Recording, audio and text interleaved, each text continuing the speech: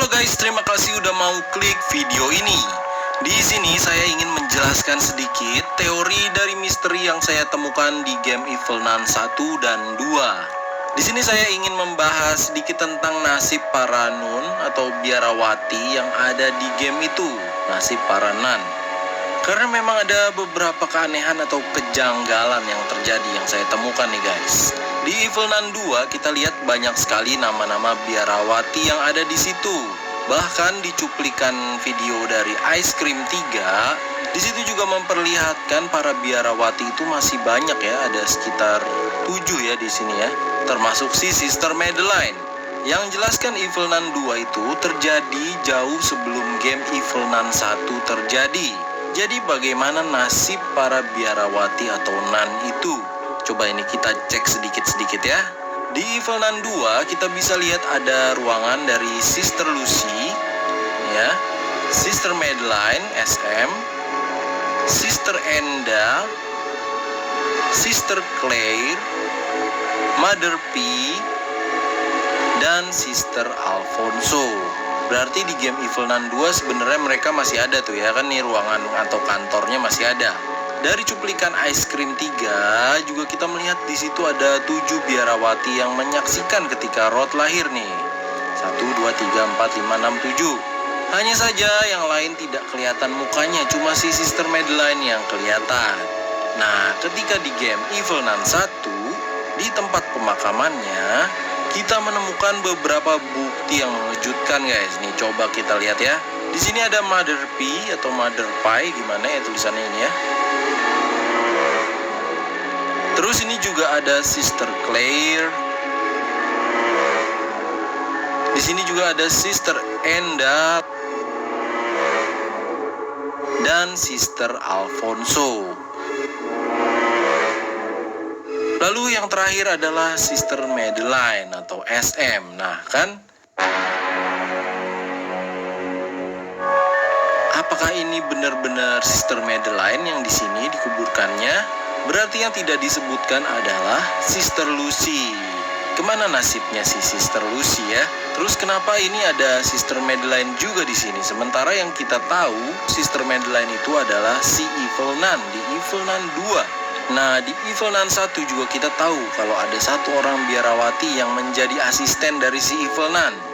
Identitasnya masih misteri itu ya. Sebenarnya dia siapa? Apakah dia orang baru atau salah satu dari 7 biarawati yang ada di cuplikan di Ice Cream 3? Hanya saja mungkin dia bagian apa gitu ya, bagian rumah tangga, jadi tidak memiliki kantor di sekolah seperti biarawati lainnya, makanya namanya tidak diketahui. Dari situ saya menyimpulkan sebuah teori yang kemungkinan kira-kira seperti ini guys. Sebelumnya tolong diingat kalau ini hanyalah sebuah teori ya, jadi belum bisa dipastikan benar atau tidak.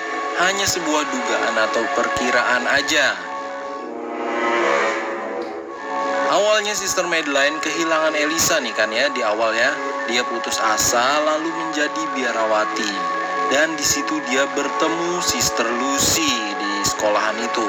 Ternyata entah bagaimana si Lucy ini mengajarkan sebuah aliran sesat guys, untuk bisa mengembalikan Elisa.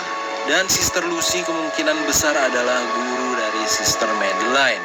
Karena Lucy itu kemungkinan nama aslinya adalah Lucifer. Kalian tahu kan ya, Lucifer? Kalau menurut cerita sih, Lucifer adalah seorang malaikat yang tidak mau nurut pada Tuhan, sehingga dia diusir dan menjadi pengikut iblis. Nah, mungkin di game ini dia menyamar sebagai biarawati supaya dia tidak ketahuan jahat, padahal niat sebenarnya ingin membuat kekacauan. Lalu si Sister Lucy ini memberikan seorang anak kepada Sister Madeline. Mungkin si Lucy ingin supaya si Madeline itu tetap ikut dalam aliran sesat karena dia udah putus asa sama Elisa dan ingin mengakhiri hidupnya. Tapi di sini setelah mendapatkan Rod, Madeline malah ingin tobat dan menjauhkan diri dari aliran sesat ajaran Lucy. Di cuplikan Ice Cream 3 juga kan nampak dia tuh kayak udah baik gitu ya, udah kembali normal. Karena konflik terjadi antara Sister Madeline dan Sister Lucy, Sister Madeline malah menitipkan Rod kepada Joseph Sullivan, si tukang es krim, supaya dijauhi dari Lucy. Lucy pun marah gak terkendali dan menghabisi semua biarawati yang ada di situ, termasuk Madeline. Itulah mengapa pada Evil Nun 1 ada makam dari Sister Madeline, dan si Evil Nun ini dia tidak pernah kepikiran lagi tentang Elisa ya di Evil Nun 1. Karena dia sebenarnya memang bukanlah Sister Madeline. Mulai dari situ deh tuh, dia mencari tumbal-tumbal lainnya untuk dikorbankan kepada Baphomet. Tujuannya apa? Menurut saya ini adalah tujuannya untuk membangkitkan kembali si Sister Madeline karena dia membuat kesalahan. Di Evil Nun 1 ini si Lucy ini sepertinya sedikit menyesal karena dia udah menghabisi Madeline. Mungkin si Sister Madeline ini murid dan sekaligus sahabat si Lucy mungkin ya. Makanya di Evil Nun 1 dia mencoba membangkitkan kembali Sister Madeline. Mother of truth and lie, bringer of day and night, gather, exalt your silent wisdom amongst me. As I look inside myself, I will know, as within, so without, as above, so below. Come to me, Baphomet. Terlihat di situ dia sempat berdoa kepada Baphomet dan di situ ada foto dari SM atau Sister Madeline. Entah bagaimana mungkin Sister Madeline itu berhasil dihidupkan kembali. Congratulations, Rod, for your 25th birthday. This will be the last time I write to you. It seems that nothing I say is enough for you to come back to me. Karena semenjak umur 4 tahun dia dipisahkan oleh si Rod ya, makanya dia mencari lagi si Rod di mana. It's over. Finally, the waiting time is over. I will finally return with my precious son.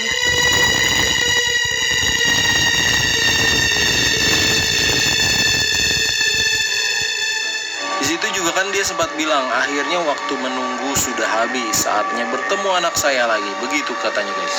Jadi kesimpulannya nih ya, menurut saya ya, ini tapi masih teori ya, harap diingat ya. Evil Nun 2, itu Evil Nun-nya adalah Sister Madeline. I will give you everything if you fulfill my wish. May Elisa enter the flesh of this human. Evil Nun 1, si Evil Nun-nya adalah Sister Lucy. Makanya ini wajahnya jauh ya, si Sister Lucy ini tampaknya lebih iblis gitu, lebih jahat mukanya. Dan Evil Nun atau biarawati yang muncul di Ice Cream 3 adalah Sister Madeline yang berhasil dihidupkan kembali. Atau bisa juga dia sebenarnya bersatu dengan Sister Lucy. Jadi setengah jiwanya Lucy, setengah jiwanya Sister Madeline. Mungkin seperti itu ya. Ya memang saya tahu masih banyak banget misteri dan pertanyaan yang timbul dari teori-teori game ini. Makanya kalau kalian punya teori lainnya atau punya fakta lainnya, silahkan langsung tulis di kolom komentar. Kecap sedap, kental, meresap, manisnya inspirasi ibu, senyumkan mertua.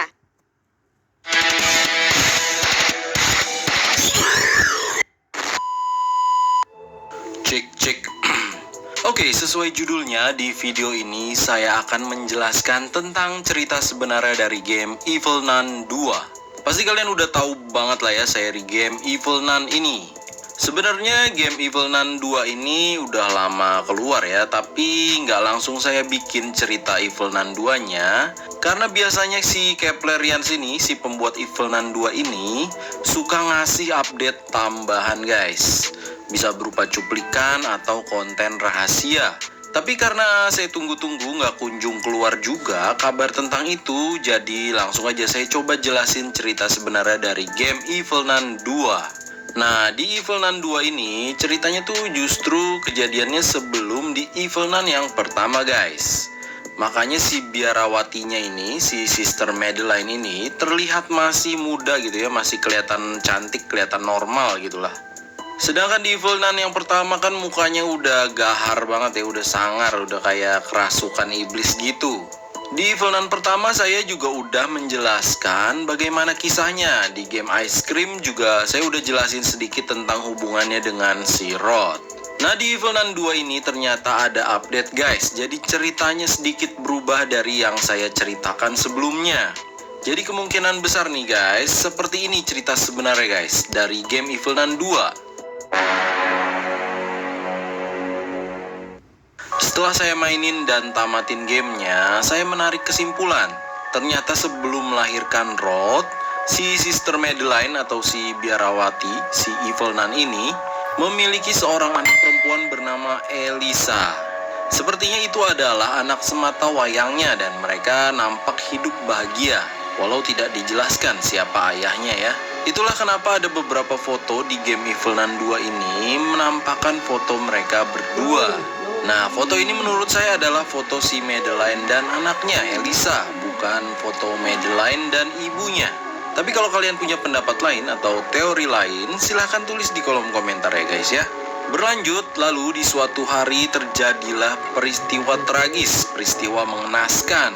Nampaknya si Elisa di situ meninggal guys, walaupun kejadiannya belum diketahui apa yang sebenarnya terjadi sama si Elisa. Tapi kalau berdasarkan ilustrasi dari video cuplikan game ini, sepertinya tragedi itu adalah sebuah kebakaran rumah.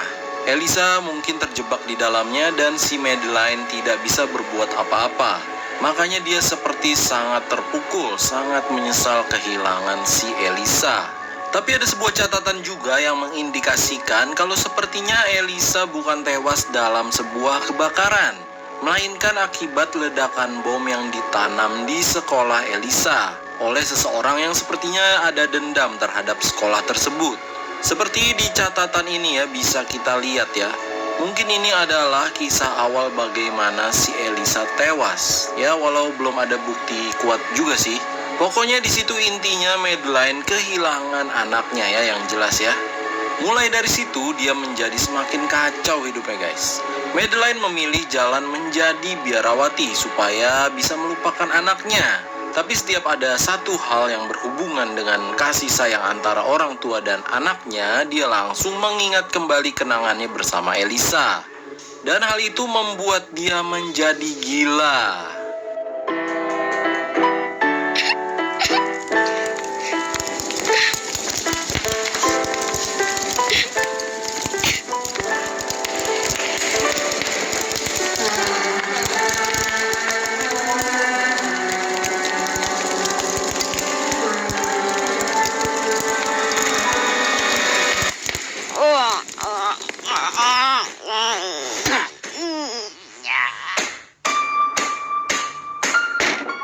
Lama-kelamaan, dia memperlakukan murid-murid di sekolah tempat dia mengajar dengan cara yang kasar. Pokoknya jadi galak dan jahat gitulah ke murid-murid. Semenjak kehilangan Elisa, si Madeline ini juga mencoba segala macam cara dengan segala kemampuan dia dan ilmu yang dia miliki. Tapi semua hal itu tidak bisa juga mengembalikan Elisa. Akhirnya dengan jalan terakhir dia mempelajari ilmu hitam guys. Dia menyembah iblis. Dia terpaksa mengkhianati keimanannya demi mengembalikan Elisa yang sangat dia cintai. Salah satu syarat dalam ilmu hitam itu adalah menggunakan seorang anak untuk menggantikan Elisa. Jadi kayak tumbal tuker nyawa gitulah mungkin ya. Nah, di situ dia dapatlah seorang anak yang dia rasa cocok sebagai tumbal menurut kriterianya. Dia adalah karakter yang kita mainkan di game Evil Nun 2. Madeline mengirim surat kepada orang tua dari muridnya yang dikurung olehnya. Di surat itu menjelaskan kalau murid itu sedang dihukum karena sebuah kesalahan. Dan murid itu tidak bisa memberi kabar dulu sampai hukumannya selesai. Seperti di awal gamenya, kita dikurung di dalam sebuah ruangan rahasia. Ruangan itu ada di dalam ruang kantor dari si Sister Madeline ini. Di ruangan itu juga dia menyimpan 3 ayam peliharaan hasil mutasi buatannya. Ayam-ayam itu bernama Gummy, Rostol, dan Mr. C atau Mr. C. Seperti yang kita lihat di game ini, si Madeline di sini mengajar kelas kimia guys. Berarti dia merupakan seorang ahli kimia. Mungkin ini juga alasan mengapa si Madeline bisa menciptakan ramuan rahasia yang kita lihat di Ice Cream 3. I will give you the opportunity to synthesize an extraordinary chemical compound with equal force to create a sparkling sun of life or a moon full of death. Warmly, your mother who will always be with you, Sister Madeline, SM. Nah, mulai dari situ kita diberi kesempatan untuk melarikan diri. Seperti di game sebelumnya ya, masih sama. Kita harus memecahkan teka-teki dan mencari kunci-kunci tersembunyi untuk bisa kabur dari sekolah itu. Karena kalau kita nggak berhasil melarikan diri, nasib kita bakalan mengenaskan guys. Seperti yang dijelaskan di bad ending dari video game ini. Setahu saya ada 2 bad ending ya guys ya di game ini. Yang pertama, kita akan tetap dijadikan tumbal ritual untuk menghidupkan kembali Elisa seperti ini.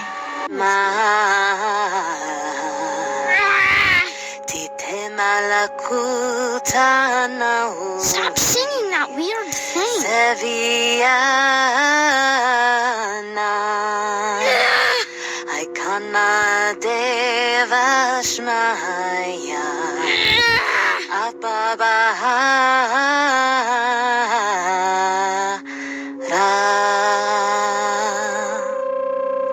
I will give you everything if you fulfill my wish. May Elisa enter the flesh of this human creature. Sayangnya ritualnya gagal dan kita pun terbakar habis. Yang kedua, sepertinya di sini kita mengalami cedera sehingga si Madeline memutuskan kita tidak layak untuk dijadikan ritual, di reject gitu ya. I'm alive. No. Get me out of here.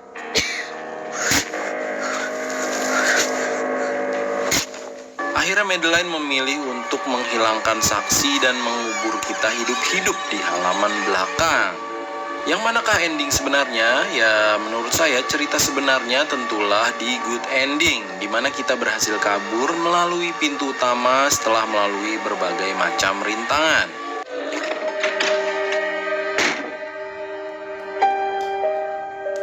Gummy, come in. It's cold.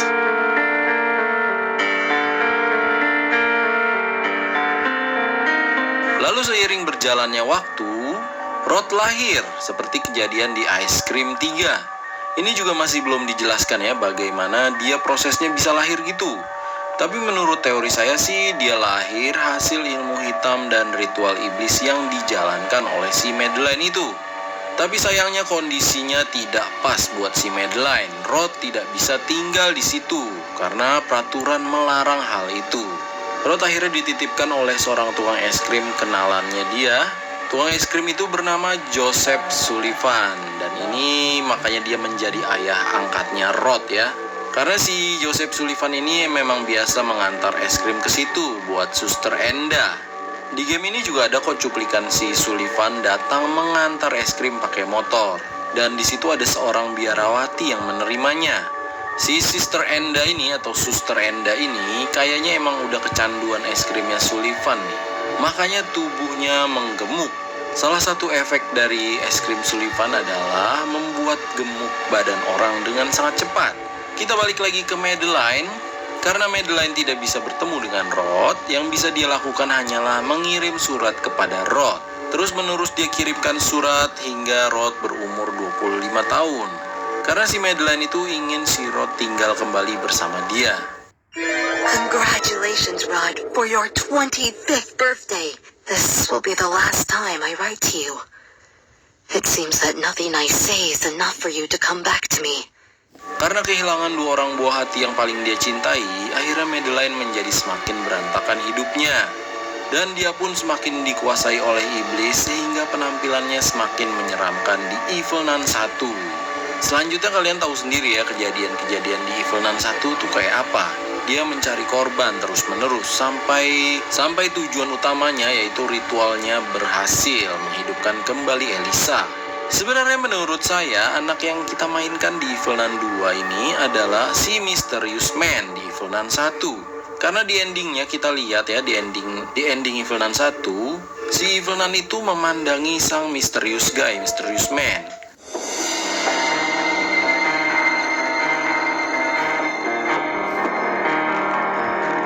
Di saat mereka pergi bersama anak-anak lainnya, dari situ tuh kelihatannya dia merasakan nostalgia masa-masa lalu yang sangat kelam ya, kayak mimpi buruk gitulah.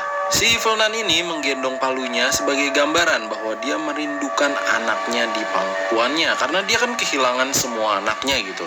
Yang masih menjadi tanda tanya dan belum saya temukan jawabannya adalah bagaimana anak yang kita mainkan di Evelyn 2 dapat kembali ke sekolah itu dan kehilangan kakinya dan kita temui sebagai Mysterious Man.